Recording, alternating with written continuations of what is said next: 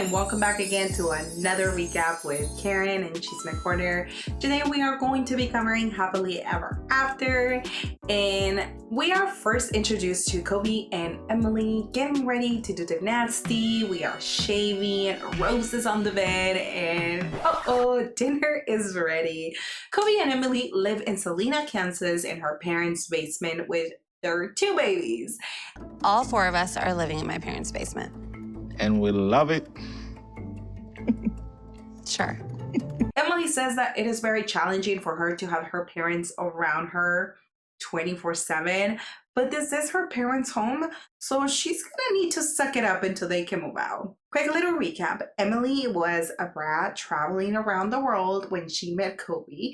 She decided to hook up with him, and from that, they had their firstborn. Kobe was unable to be present for the birth because of the panorama, but when he finally saw him, it just came natural. They had an agreement with Emily's father to not get pregnant under the roof, but they didn't keep it, and Emily forced Kobe to keep the secret, which he hated doing. They have been married for 2 years, and as of today, they have welcomed another baby into their lives. Kobe is working now, and she is a stay-at-home mom. Later on, Kobe and Emily are having dinner with her parents, and here we find out that they are doing a 25-hour trip. Everyone's stress levels need to be dialed to 1. I'm gonna get some kind of medication. At first, I was confused, thinking that it was like a shot trip, but then they clarified that it is a 3-hour drive to Kansas, 1 hour and 30-minute flight to Detroit, 9 hours to Paris, and finally a 6-hour flight to Cameroon. Kobe also casually shares that they cannot do any serious business on Monday because those shops that open on Mondays are often burned down because of the conflict in the region. There is a civil war going on in Cameroon, and the English people said Monday as a means to punish the ruling government. Emily is also wondering what she needs to do to give a good first impression to his family, and Kobe says, You just have to be yourself, but, less of American woman. He is worried because it is not common for women from his region to be as bossy as Emily is, but this is who he married and he has to deal with it. Kobe and Emily are packing and getting ready for the trip, and he reminds her that she's going to do just fine and that they are going to absolutely love her. On the way to the airport, the kids are so excited. I honestly can't wait to go on a little trip with my little munchkins, but then my dreams get shut down when I hear the baby cry because We are all ready to go. My goodness, come here, Mama. I can only imagine how many more times the kids are going to cry in this 25-hour trip. Now we have undies on the floor, bras hanging off the bed, wine on the nightstand, and Rob is not on the bed with Sophie. Instead, we have her bestie Kay and Roman. It's still weird for me to not live with my husband. They have been fighting so much that Sophie decided to move out. Now, after Rob explaining his side of the story, he says that they decided to move to Texas so they could have a better life. He talks about the cheating and the fact that he has 6 pet tarantulas. Would you guys ever get a pet spider? Or if you do have spiders, how is it? It wasn't enough time to understand where we were. It wasn't enough time to be sure about where we were. We could have told you that, Rob, and we did tell you that. Everyone did, but you guys chose not to listen. It turns out that Rob cheated on Sophie more than one time. He got a text which prompted her to check his phone, and here she found many more messages where he was sexting with multiple girls, but we saw this coming, didn't we? So he lied to me about the extent of his online cheating. Rob's friends asked how he feels about Kay. Since she's just ruining our relationship, I feel like. And of course, he blames other people for the downfall of his relationship. That's who's in her ear all the time. So it's definitely not helping our relationship whatsoever. Honestly, if there wasn't things to talk about, they wouldn't be talking about you, but that's not the case because you caused this. And to top it off, he thinks that they might be sleeping together just because Sophie is bi. Back with Kay, she's telling Sophie that she's taking better care of her than Rob did. And I just hate it because now it's turning like this is a competition, and that's not what it is. Back with Rob, this dumbfist of a friend that he has is like, what if she's in love with Kay? And Rob has this to say about the woman that he says he loves. She's in love with Kay. She's We don't know, but sounds like If your partner refers to you like this, run far away. Rob is also wondering where Sophie is getting her satisfaction from if he's not giving it to her. And it must be from Kay, right? There's no other explanation in the world. Then Sophie is off to meet her mom, and Claire got herself a boyfriend. Sir, this is Jordan. He's like... I'm a boyfriend. And Sophie is actually very happy because she feels like with this, Claire won't have time to meddle in Sophie's relationship. And right away, Claire calls him a knob and an asshole and does not forget to remind us how much she hates him and how happy she is about them not living together. When Sophie tells her, I'm thinking about moving back in. Basically, I'm thinking about moving back with Rob. What the hell? Why would you want to move back in there? Claire is like, wait, why? No, don't do it. And Sophie is out to his rescue to tell her that he's a good guy, that he's just in a bad spot right now, and that she has also been thinking about meeting him to talk and hash things out. I wouldn't marry someone that was completely horrible, you know? Like, Are you sure? We also learned that Claire struggled with substance abuse and her dad abandoned her. So it makes sense why she has such a hard time letting go of Rob, because she doesn't want to be abandoned. It felt like I had to kind of take care of her a lot. So I could see why she's constantly trying to take care of Rob. Now we are off to Rob and Sophie meeting each other, and Rob picked this gallery, like selfie gallery, because he knows that Sophie loves to take pictures and he wants to keep her in the best mood possible since he's trying. Over to Sophie. She is freaking out and wants to see if Rob is willing to take accountability for his actions and that she can trust him again. My hope for today is that Sophie and I can just agree to put the past behind us and move forward as husband and wife. Maybe you should give her a reason to come back home. At her confessionals, Sophie starts crying because she's feeling very anxious, and when Rob arrives, she says that she's extremely happy to the point that she gets butterflies. Rob is freaking nervous, so let's hope that he says the right things and gives her a good reason to come back home. So then they sit down and Rob tells her, you know what's waiting for you at home? Me, Sophie. I'm waiting for you. Just kidding. He says her ring is there, and Sophie is like, oh my God, I thought I lost it. So then she asked him, show me your ring, and he's not wearing it, and I don't blame him. He knows that she's not wearing hers, so why would he be wearing his? Sophie, clearly jealous, is like, everyone thinks you're a single guy walking around Austin around and around, and Rob is like, well, I don't want to look stupid, and Sophie says, you do look stupid, a married man without a ring. She says, I do feel bad for Rob because he constantly has to apologize, but I also feel like his apologies might be a little empty at times, and I have a hard time with that. Well, they continue with their argument, and they're like, well, you haven't met my friends, and you haven't met my friends, and you haven't met my friends. And then Sophie tells him that the reason why she chose to leave is because she wanted to choose peace rather than arguments every 2 seconds, to which Rob tells her, well, you chose to move out. And we also get more of an insight as to what happened. I guess there were over 50 conversations, all within a 4-year window of their relationship. from the whole 4 years.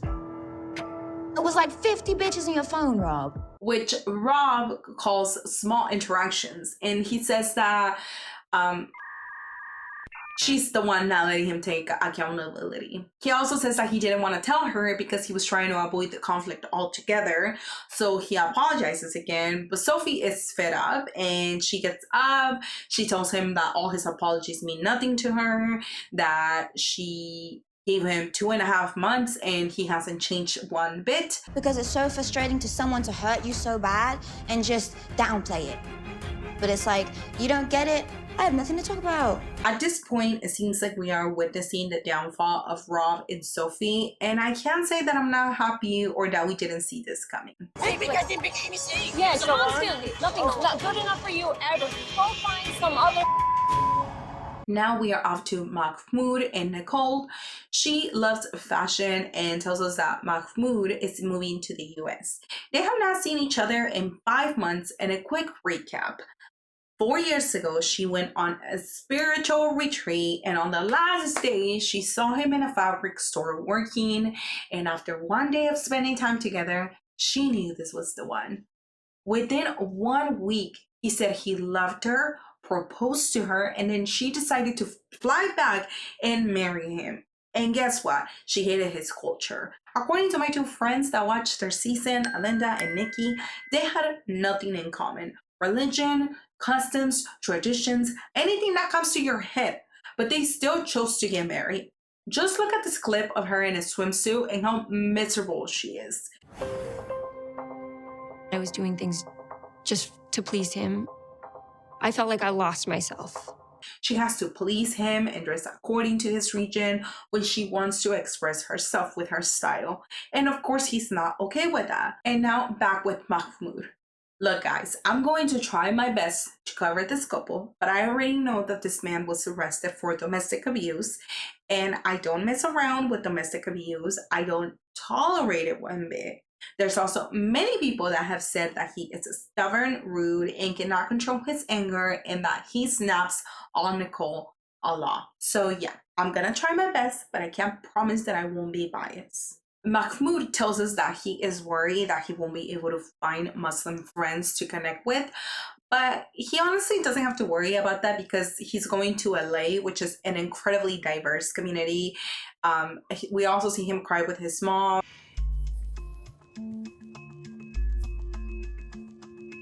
I never be away from my family.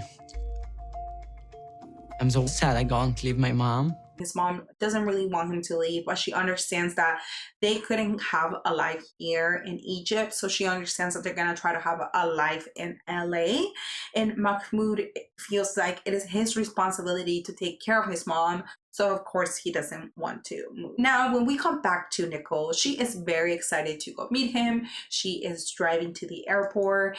And she also tells us that she is very excited to know that right here, there won't be any family or friends or other things that were making the relationship bad. But I'm like, are you sure? Because it seems like you are bringing the problem home.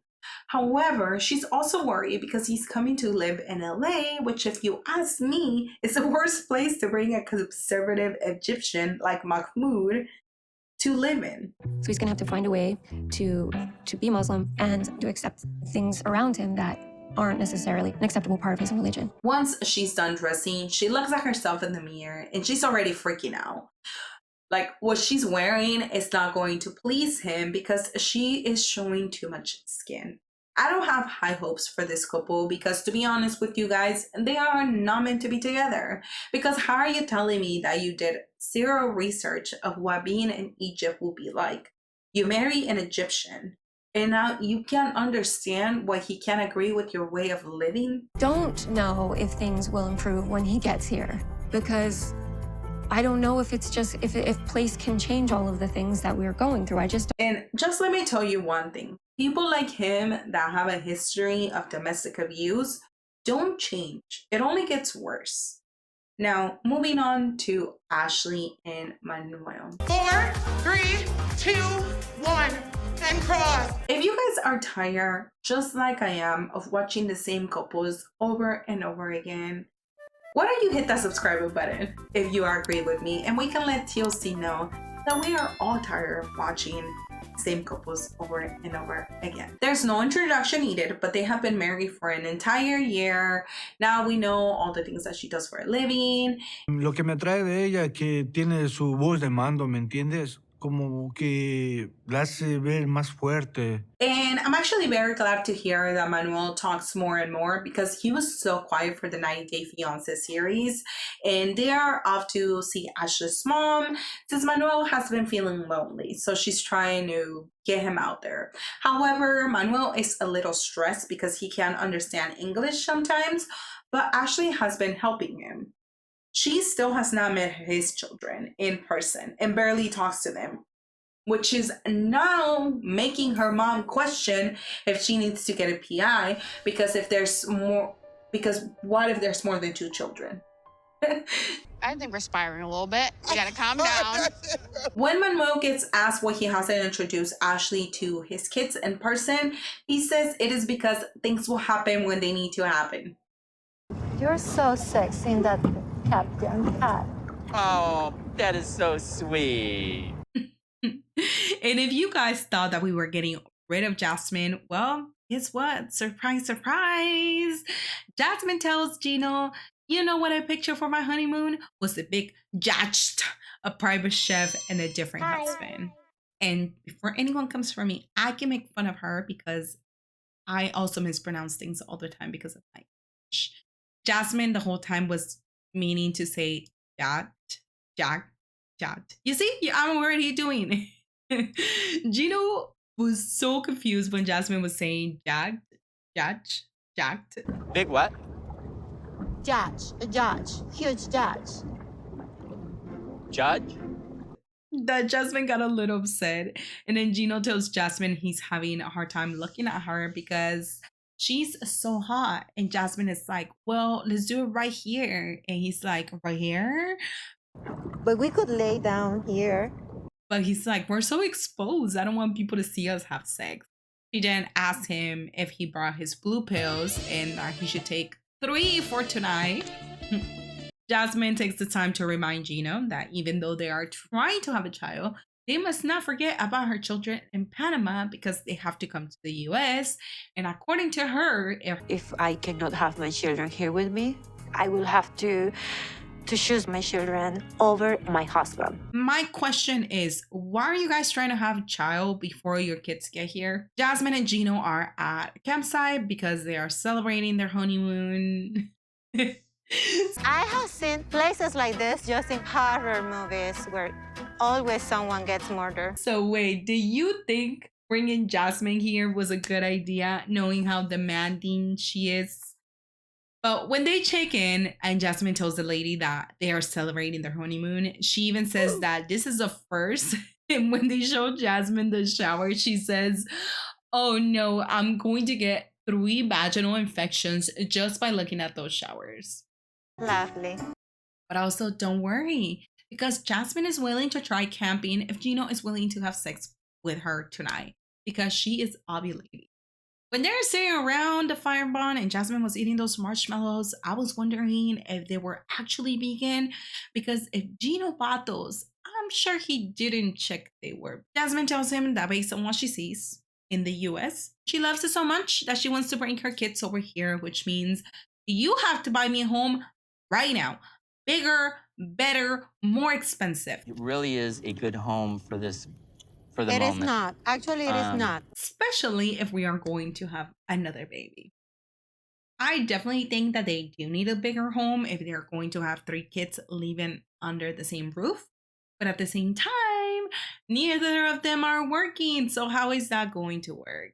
And to make it even worse, Jasmine is hiding another secret from Gino. What Gino doesn't know is that I had issues in the past getting pregnant. And since that was one of the reasons why Gino's previous marriage didn't work out, she's scared to tell.